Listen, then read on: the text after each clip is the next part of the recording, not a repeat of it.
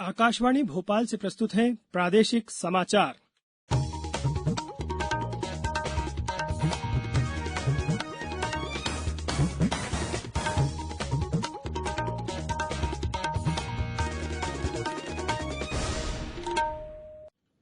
नमस्कार, समाचारों के साथ मैं नवनीत चौबे। पहले मुख्य समाचार। प्रधानमंत्री नरेंद्र मोदी आज प्रदेश के रेहड़ी पटरी वालों से स्वनिधि संवाद के तहत बात करेंगे। 21 सितंबर से 9वीं से 12वीं कक्षा के लिए स्कूल खोलने के संबंध में स्वास्थ्य मंत्रालय ने दिशा निर्देश जारी किए। मुख्यमंत्री शिवराज सिंह चौहान ने प्रदेश में बाढ़ से हुए नुकसान की हर संभव भरपाई का दिया आश्वासन।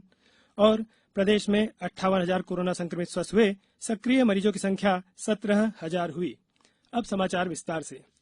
प्रधानमंत्री नरेंद्र मोदी आज मध्य प्रदेश के रेहड़ी पटरी वालों के साथ स्वनिधि संवाद के तहत दिन में 11 बजे बातचीत करेंगे।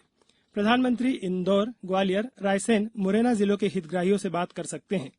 कोविड महामारी के कारण रेहड़ी पटरी पर सामान बेचने वाले गरीब लोगों के व्यवसाय बुरी तरह प्रभावित होने के कारण उन्हें राहत पहुंचाने के लिए केंद्र सरकार ने 1 जून को प्रधानमंत्री स्वनिधि योजना शुरू की थी।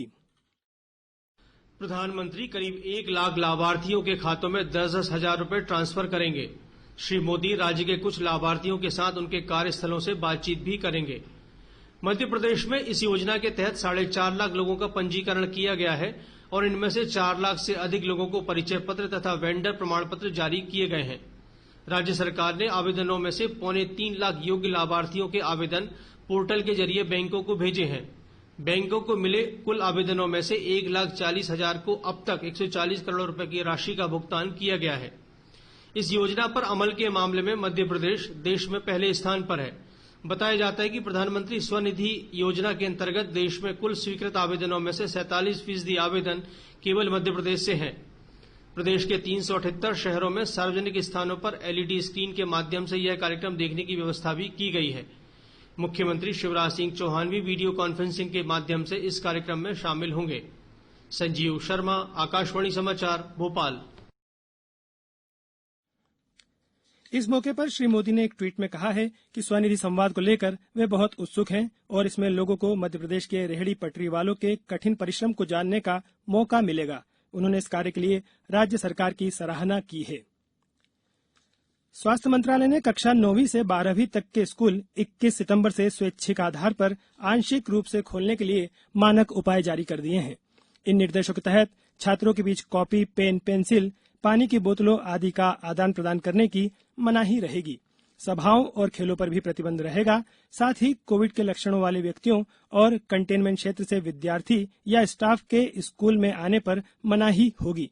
छात्रों को स्कूल आने के लिए माता पिता की लिखित अनुमति भी जरूरी होगी और इसके लिए शिक्षक छात्रों के बीच समय समय पर संवाद किया जाएगा। दिशा निर्देशों के अनुसार स्कूलों में बैठने का इंतजाम इस तरह से होगा कि हर कुर्सी के बीच कम से कम 6 फीट की दूरी हो। शारीरिक दूरी के नियम का सभी जगह पालन करना होगा। शिक्षकों और छात्रों को मास्क भी पहनने होंगे। स्कूल परिसर के अंदर के कैफेटेरिया, कैंटीन या मेस आदि बंद रहेंगे। स्कूलों में face mask, sanitiser, face cover आदि का पर्याप्त इंतजाम रखा जाएगा। मुख्यमंत्री शिवराज सिंह चौहान ने प्रदेश में कोरोना के बढ़ते मामलों को देखते हुए बिस्तरों की संख्या बढ़ाने पर जोर दिया है। उन्होंने कल प्रदेश में कोरोना की स्थिति की समीक्षा करते हुए अस्पतालों में ऑक्सीजन और डॉक्टरों की मौजूदगी सुनिश्चित करने के निर्देश दिए। मुख्यमंत्री ने कहा कि अनलॉक के बाद बाजार अब खुल रहे हैं, जिससे चुनौती भी बढ़ रही है, इसलिए निरंतर सावधानी बरती जानी चाहिए।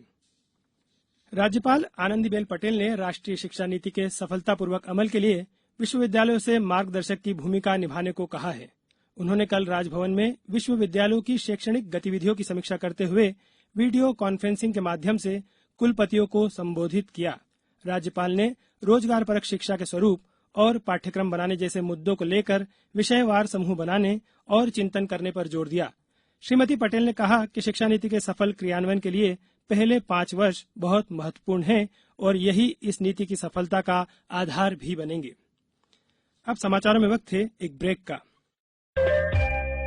ये समाचार आप आकाशवाणी भोपाल से सुन रहे हैं। हमारे समाचारों को अब आप कभी भी और कहीं भी अपनी सुविधा के अनुसार सुन सकते हैं। ये समाचार बुलेटिन YouTube, ट्विटर और फेसबुक पर AIR न्यूज भोपाल पेज पर सुने जा सकते हैं। इसके अलावा आप हमारी वेबसाइट newsonair.com पर या AIR न्यूज ऐप पर भी समाचार सुन सकते हैं। ब्रेक के बाद समाचारों में एक बार फिर आपका स्वागत है। मुख्यमंत्री शिवराज सिंह चौहान ने कहा है कि बाढ़ प्रभावितों को बाढ़ से हुए नुकसान की पूरी भरपाई की जाएगी और नष्ट हुई फसलों की बीमा राशि और मुआवजा भी मिलेगा। उन्होंने कल सीहोर जिले के बाढ़ प्रभावित गांवों का दौरा करते हुए कहा कि टूटे हुए मकानों को दोबारा बनवाया जाएगा और अनाज, घरेलू सामान आदि के नुकसान की भी पूर्ति की जाएगी। उन्होंने सीहोर कलेक्टर को बाढ़ प्रभावित क्षेत्रों के सर्वे का काम शीघ्र पूरा कर प्रभावितों को मुआवजा वितरण शुरू करने के निर्देश दिए। राज्य में कोरोना के 1,864 नए मामले सामने आए। प्रदेश में अब कोरोना के सक्रिय मरीजों की संख्या लगभग 17,000 है। वहीं 58,000 से ज्यादा लोग स्वस्थ हो चुके हैं। प्रदेश में कल इंदौर में सबसे ज्यादा 295 मामले सामने आए हैं। वहीं 5 लोगों की इससे मृत्यु हो गई। जिले के विभिन्न अस्पतालों में 4,000 से ज्यादा मरीजों का उपचार जारी है। भोपाल में 205 संक्रमित मिले हैं, जबकि कल 180 मरीज स्वस्थ हुए हैं। जबलपुर में 182 और ग्वालियर में 167 नमूनों की रिपोर्ट पॉजिटिव आई है। अशोकनगर में 7, होशंगाबाद में 40, खंडवा में 24 संक्रमित मिले हैं। धार जिले में 36 नए मामले सामने आए हैं, जबकि अब तक 838 लोग इस बीमारी से स्वस्थ हो चुके हैं। सागर में 51, मुरैना में 7, नीमच में 24 नए मामले सामने आए हैं। प्रदेश में उपचुनाव के लिए राजनीतिक सक्रियता बढ़ रही है। केंद्रीय मंत्री नरेंद्र सिंह तोमर, मुख्यमंत्री शिवराज सिंह चौहान और राज्यसभा सांसद ज्योतिरादित्य सिंधिया 10 और 12 सितंबर को ग्वालियर चंबल क्षेत्र में 5 विधानसभा क्षेत्रों में सभाएं लेंगे। वे 10 सितंबर को मुरैना के दिमनी और अंबाह विधानसभा क्षेत्रों में 176 करोड़ रुपए की लागत के निर्माण कार्यों का लोकार्पण और भूमि पूजन करेंगे। इसके अलावा वे 12 सितंबर को मुरैना, सुमावली और जोरा विधानसभाओं में 390 करोड़ की लागत के कार्यों के लोकार्पण और भूमि पूजन कार्यक्रमों में शामिल होंगे।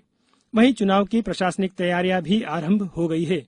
शिवपुरी जिले में पोहरी और करेरा विधानसभा क्षेत्रों में उपचुनाव होना है। इसके लिए आज मास्टर ट्रेनर को प्रशिक्षण दिया जाएगा। इंदौर जिले के काली बिल्लोद गांव में जिला पंचायत ने मल जल का शोधन संयंत्र स्थापित किया है। वाटर एड संस्था के सहयोग से निर्मित इस संयंत्र में शौचालय के सेप्टिक टैंक से प्राप्त जलमल को उपचारित कर जैविक खाद प्राप्त की जाएगी। इससे मिले उपचारित जल का उपयोग मछली पालन और बागवानी में किया जाएगा। जिला पंचायत के मुख्य कार्यपालन अधिकारी हिमांशु चंद्र ने बताया कि इससे स्वरोजगार के अवसर बढ़ेंगे। प्रोजेक्ट के सफल होने के बाद जिले के अन्य गांवों में भी इस तरह के संयंत्र स्थापित किए जाएंगे। अब कुछ समाचार संक्षेप में। डिंडोरी जिले में पुलिस द्वारा लोगों को आर्थिक अपराधों से बचाने के लिए जागरूक करने के उद्देश्य से शिविर लगाए जा रहे हैं। इस कड़ी में शाहपुरा थाने के पलकी गांव में ग्रामवासियों को बैठक कर उन्हें साइबर अपराधों के बारे में बताया गया। वन मंत्री विजय शाह ने कल खंडवा जिले के ग्रामीण क्षेत्रों का दौरा करते हुए जंगल कटवाकर अतिक्रमण करवाने वालों को सख्त कार्यवाही की चेतावनी दी। मंडला में कलेक्टर हर्षिका सिंह ने कोरोना संबंधी बैठक में अधिकारियों को कोविड केयर सेंटर में साफ सफाई का विशेष ध्यान रखने के निर्देश दिए। रायसेन जिले के सुनारी सलामतपुर गांव में जन समस्या निवारण शिविर आयोजित किया गया, जिसमें लोगों ने आधार कार्ड नहीं बनने, जाति प्रमाण पत्र और बीपीएल राशन कार्ड से संबंधित शिकायतें की। अंत में मुख्य समाचार एक बार फिर। प्रधानमंत्री नरेंद्र मोदी आज प्रदेश के रेहड़ी पटरी वालों से स्वनिधि संवाद के तहत बात करेंगे। 21 सितंबर से 9वीं से 12वीं कक्षा के लिए स्कूल खोलने के संबंध में स्वास्थ्य मंत्रालय ने दिशा निर्देश जारी किए। मुख्यमंत्री शिवराज सिंह चौहान ने बाढ़ से हुए नुकसान की हर संभव भरपाई का दिया आश्वासन। और प्रदेश में 58,000 कोरोना संक्रमित स्वस्थ हुए, सक्रिय मरीजों की संख्या 17,000 हुई। इस बुलेटिन में इतना ही। सतर्क रहिए, सुरक्षित रहिए और सुनते रहिए आकाशवाणी। नमस्कार।